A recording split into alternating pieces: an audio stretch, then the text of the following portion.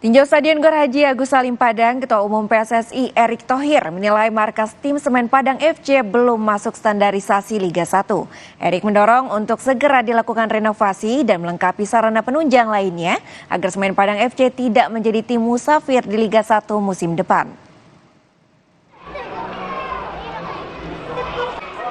Euforia Semen Padang FC yang naik ke kasta tertinggi kompetisi sepak bola nasional sepertinya akan terganjal dengan kelaikan stadion yang dijadikan sebagai home base.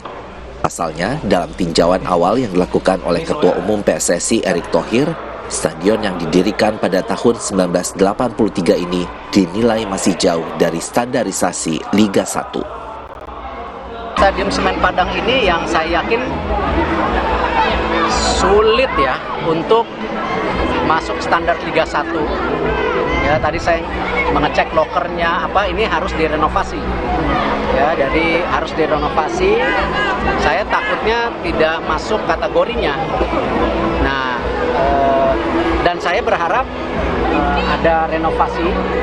Tetapi saya juga berharap nanti di tahun 2025 di musim kompetisi yang akan datang lagi, ya jadi kan musim kompetisi ini main nih habis ini 2024, nah 2025-26 ya stadion ini bisa masuk menjadi kategori yang didorong untuk diperbaiki oleh pemerintah pusat juga nanti ke depan ya, karena ini. Sementara itu, penasihat Semen Padang FC Andre Rosiade mengakui persoalan Stadion Gor Haji Agus Salim Padang sudah lama menjadi ganjalan bagi tim Semen Padang. Sejak akhir tahun 2022 lalu, manajemen tim sudah mengajukan permohonan untuk pengelolaan penuh Stadion Agus Salim ini kepada pemerintah Provinsi Sumatera Barat. Kami sudah mengingatkan agar ini bisa direnovasi.